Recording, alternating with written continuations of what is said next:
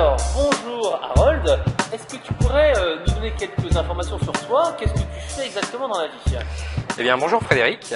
Voilà, je m'appelle Harold. Je suis président en fait d'une société qui s'appelle Tribe Leader et j'accompagne en fait les entreprises pour acquérir, développer et fidéliser leur communauté.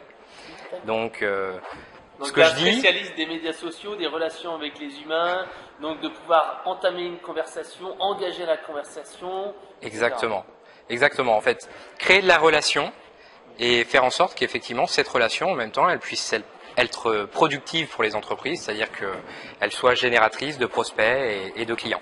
Comme disait quelqu'un que j'ai rencontré il n'y a pas très longtemps, avoir des fans c'est bien, mais des clients c'est mieux. Exactement. Donc il faut avoir certes une relationnelle, une base de fans, une base de suiveurs sur Twitter, mais après il faut convertir tout ça. Exactement. Alors, justement, quand on parle de Twitter, Facebook, c'est des outils qui sont quand même un petit peu nouveaux, on commence à les utiliser, on commence à les maîtriser, mais il y a comme quelques petites erreurs qu'on voit souvent sur les médias sociaux, et je pense que toi, en travaillant dans une agence, tu as souvent des cas de figure comme ça, de gens qui débutent un peu et qui ne savent pas trop comment s'y prendre. Quels sont les types d'erreurs que tu remarques le plus souvent? Alors, l'erreur la plus courante, par exemple, si on parle de Facebook, ce sont des entreprises qui, effectivement, à un moment donné, ont décidé de s'y lancer, et puis elles n'y font rien.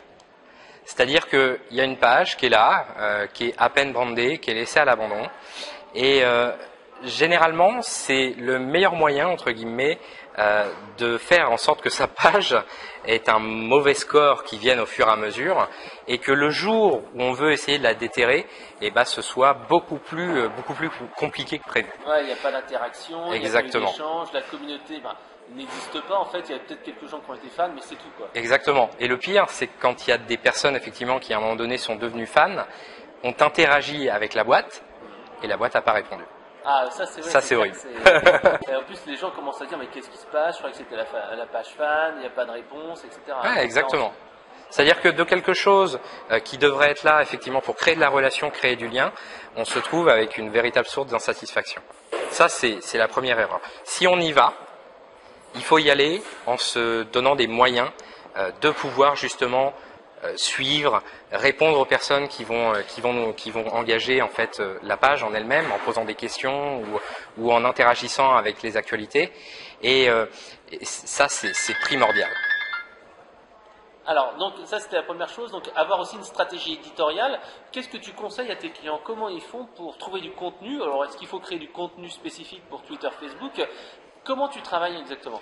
Alors, la première chose que j'explique, parce que j'ai beaucoup de clients qui voient certaines choses qui effectivement vont pouvoir fonctionner, c'est de ne pas tomber dans des travers trop faciles. C'est pas parce que vous êtes sur Facebook et que vous avez une entreprise que forcément il va falloir à un moment donné poster des photos de chats, des photos de chiens, etc. sur sa page. Alors oui, effectivement, ça va générer des interactions, des likes, etc. Mais ce qu'il faut savoir, c'est que les likes ou les interactions que ça va générer, c'est pas des clients potentiels, c'est pas des prospects potentiels. Et que donc à un moment donné, la ligne éditoriale qu'on doit avoir sur Facebook, c'est une ligne éditoriale qui va être liée à son entreprise, à son expertise, sur laquelle effectivement on peut ouvrir le rideau ou partir sur des sujets qui vont sortir, exactement, sortir un peu, pour attirer un peu de monde. Exactement. Voilà. Mais il faut rester dans l'univers de l'entreprise. Un exemple concret. Une entreprise qui aujourd'hui commercialise par exemple des boucles de ceinture. C'est une fabrication artisanale, un superbe produit. J'ai eu l'occasion de discuter avec ces gens en fait récemment. Et ce que eux ils font sur leur page, c'est que chaque semaine, ils présentent un outil qui est un outil d'artisan avec une belle photo et ils engagent la communauté en leur posant la question mais qu'est-ce que c'est que ça d'après vous? À quoi ça sert? Et ça c'est génial parce que on est sur quelque chose qui pourrait être hors sujet. On n'est pas en train de faire la promotion des offres de l'entreprise, donc c'est pas vécu comme une agression promotionnelle, on va dire. Ouais. Mais à côté de ça, par contre, on reste dans l'univers de la boîte, on se fait connaître. On ouvre un petit peu le rideau et effectivement ça permet de commencer à créer une véritable relation avec sa communauté. Ouais, et puis en plus dans le cas de cet artisan-là, ça montre que c'est vraiment du fait main, que c'est Exactement. artisanal et que c'est pas de l'industriel. Exactement. Ça renforce. Donc ça c'était la seconde chose. Donc première chose, bien réfléchir et animer sa communauté, pas la laisser mourir. Deuxième partie, c'était donc créer du contenu. Exactement. Et du contenu qui soit relatif avec ce qu'on fait. Alors c'est quoi la troisième erreur que font certaines personnes sur Facebook et qu'il ne faut pas faire ou qu'il faut éviter de faire? Alors, carrément qu'il ne faut pas faire, c'est acheter des fans. Alors ça, c'est horrible. Si vous voulez tuer une page, vous achetez des fans. Le problème, en fait, c'est que sur Facebook, le nombre des interactions que vous allez avoir sur votre page, en fait, c'est ce qui va définir le fait que vos actualités soient vues ou pas dans le flux d'actualité des personnes qui vous suivent. Parce qu'une personne qui vous suit, elle va pas venir sur votre page pour vérifier si vous avez publié de nouveaux articles. Elle vient une fois, elle clique sur j'aime, et puis elle repart. Et donc, les actualités de votre page vont apparaître dans son flux d'actualité avec ses amis, etc. Et le fait que votre page apparaisse et que vos actualités apparaissent, en fait, c'est lié à un score qui s'appelle le EdgeRank sur Facebook, qui est une formule savante qui est de Facebook, mais qui fait que plus on a d'interactions avec les personnes qui nous suivent, et plus on a de susceptibilité d'être vu lorsqu'on publie. Acheter des fans, la plupart du temps, on va acheter 5000 fans, 10 000 fans à droite, à gauche. Déjà, ce ne sont pas des Français. La plupart du temps, c'est des comptes indiens. Quand c'est des comptes tenus par des vrais humains, donc ce sont des personnes qui n'interagiront jamais avec la page en fait du client. Exactement. Et en fait, ce qu'on fait lorsqu'on achète des fans, on dilue les interactions de sa vraie communauté. Et en diluant ces interactions, eh ben on tue sa page. Ouais, parce qu'on sera moins visible Exactement. dans les flux des internautes, etc. Exactement. Ok. Alors ça, c'était donc des erreurs classiques. Est-ce qu'il y en a encore une autre que tu vois régulièrement? Ou plutôt, on va passer de l'autre côté. Quelle est la bonne pratique que tu recommandes pour optimiser un petit peu et surtout faire passer du fan sur Facebook vers du client? Est-ce que tu recommandes de faire du concours? Est-ce que tu recommandes de faire des promotions, les Facebook Offers? Alors, personnellement, je ne recommande pas les concours. Je ne recommande pas les concours parce que un concours, en fait, va ramener une communauté généralement de concouristes. Et les concouristes, la plupart du temps, ne sont pas les clients des entreprises. Ce sont des personnes qui sont là pour obtenir un cadeau. Alors c'est très bien, ça va faire monter le nombre de fans, mais encore une fois, ce ne sont pas forcément des contacts qui vont être intéressants à terme pour l'entreprise. Non, ce que je conseille, moi, réellement, c'est lorsqu'on crée une page Facebook, c'est de se donner quelques moyens. Et quand je dis quelques moyens, c'est en fait utiliser la publicité Facebook, notamment. Et il ne s'agit pas d'y mettre des milliers et des cents, mais avec un budget de 1-2 euros par jour, sur une base de fans qui va se construire d'un côté, on va dire naturellement, effectivement, avec le flux des visiteurs, et en même temps, pourquoi pas faire un petit peu de ciblage pour une petite entreprise, dire, enfin voilà, aujourd'hui, par exemple, je fonctionne en B2B, je vais cibler autour de ma zone les contacts chefs d'entreprise qui m'intéressent. Et donc afficher une publicité auprès d'eux. Donc ça, c'est le premier point, c'est faire du sourcing de ce côté-ci, avec 1-2 euros par jour, et compléter en fait avec la publicité Facebook pour faire en sorte que les publications que l'on met sur sa page en fait soient visibles par le plus grand nombre. Faire en sorte qu'entre guillemets, sur Facebook, en fait, la moyenne de visibilité d'une publication donnée par Facebook, c'est 16%. C'est-à-dire qu'il n'y a que 16% des fans qui vont voir la publication. En fait, en utilisant la publicité Facebook, même avec un budget minimal, on est capable de faire augmenter ce pourcentage de façon importante. Et plus on est vu, plus on peut générer d'interactions. Et donc plus c'est un cercle vertueux, parce que plus il y a d'interactions et plus on a de susceptibilité d'être vu, pardon. Et voilà quoi. Clairement. Justement, quand on parle de payer entre guillemets sa visibilité, des fois on s'est retrouvé avec certains sites internet, ou certaines pages plutôt, qui devaient faire de la promo pour, quand ils ont plusieurs centaines de milliers, voire millions de fans, devoir payer des dizaines d'euros, voire des centaines d'euros pour faire apparaître leur publicité. Qu'est-ce que tu en penses? Est-ce que c'est une dérive? Est-ce que c'est une bonne chose? Est-ce que vous n'avez pas déjà eu ce cas de figure justement d'un client qui avait par exemple 10 000 ou 100 000 fans et qui devait payer 50, 100 euros pour faire apparaître son actualité? Avec les actualités sponsorisées par exemple, enfin, ou les promotions. C'est une question difficile. Je dirais pas que ce soit une dérive. Après tout, Facebook, ils sont là, ils disposent d'une audience. On peut, enfin effectivement, le fait de payer à un moment donné pour gagner en visibilité, pour moi, c'est pas une question de dérive. Je pense que ce qui est important, par contre, d'intégrer avant d'aller sur les réseaux sociaux, c'est bien de considérer que quoi qu'il arrive, la communauté qu'on va pouvoir créer sur ces différents réseaux, eh ben, elle n'est pas chez nous. Et effectivement, ce type de changement de régulation, ça le rappelle parfois brutalement à certaines entreprises. Et je pense que un réseau social, effectivement, enfin l'utilisation des réseaux sociaux, c'est une véritable opportunité en termes d'infrastructure externe, mais c'est pas parce qu'on développe son infrastructure externe de communication qu'il faut négliger son infrastructure interne. Et que, à un moment donné, lorsqu'on est effectivement une entreprise et qu'on souhaite acquérir, développer, fidéliser sa communauté, on peut aller effectivement la chercher et l'animer et la développer sur cette infrastructure externe sur les réseaux sociaux, mais il faut la ramener chez soi pour pouvoir se la consolider sur un endroit qui nous appartient réellement. Où là, effectivement, on est sûr de ne pas avoir de changement de règles du jour au lendemain. Comme ça peut avoir. C'est ce que j'appelle un petit peu le niveau 2. Le niveau 1, donc, c'est d'avoir ses fans sur Facebook, et le niveau 2, c'est d'avoir sa propre communauté. Et on voit que les grandes marques, par exemple Zoch, la marque d'Orange, a sa page Facebook où justement les gens interagissent plus pour du fun, etc. Et ils ont leur propre communauté sur Zoch où il y a plus du dialogue avec le client, des questions techniques, etc., etc.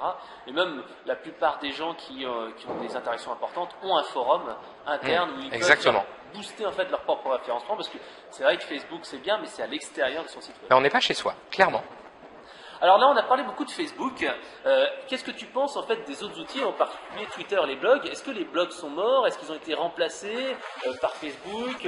Est-ce qu'ils sont encore utiles de nos jours? Oui, fondamentalement.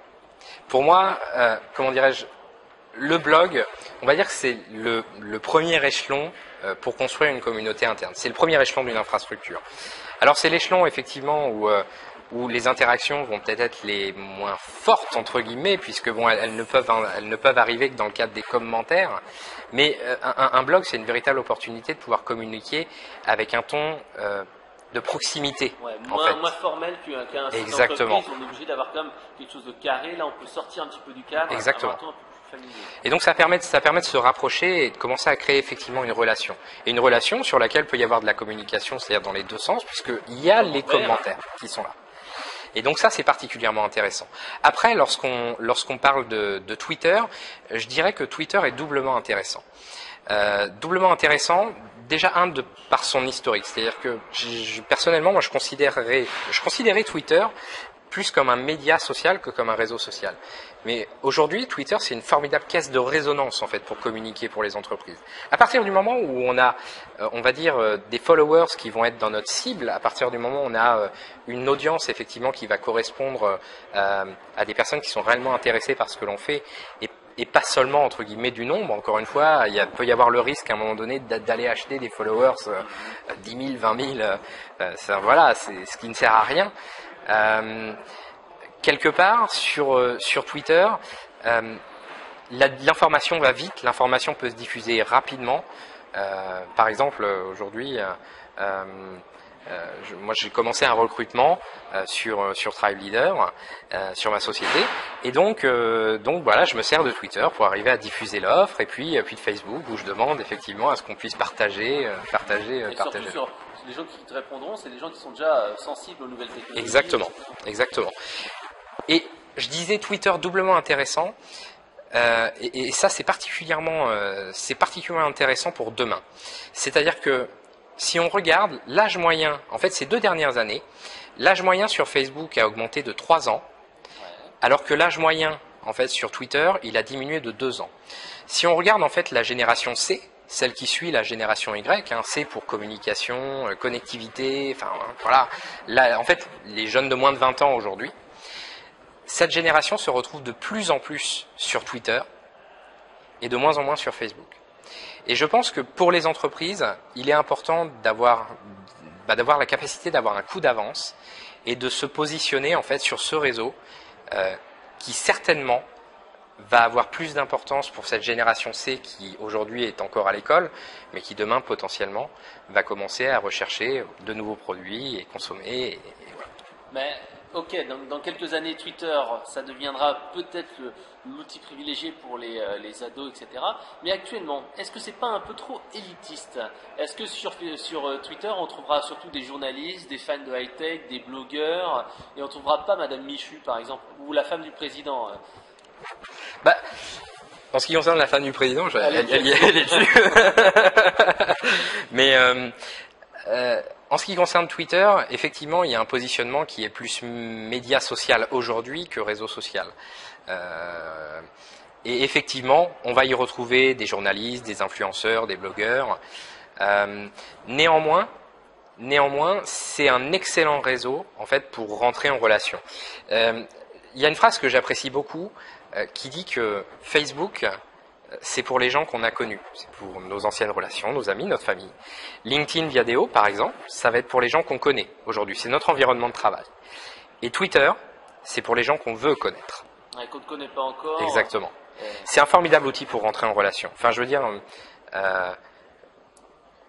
on peut rentrer en relation sur Twitter avec des personnes auxquelles on n'aurait pas fondamentalement pensé au départ, et surtout avec lesquelles on n'aurait pas pensé pouvoir rentrer en relation. Je vais vous donner un exemple tout bête. Hier, j'étais à la CCI du Mans, où je suis venu intervenir sur le social commerce, et en fait, cette personne, elle m'a découvert sur Twitter.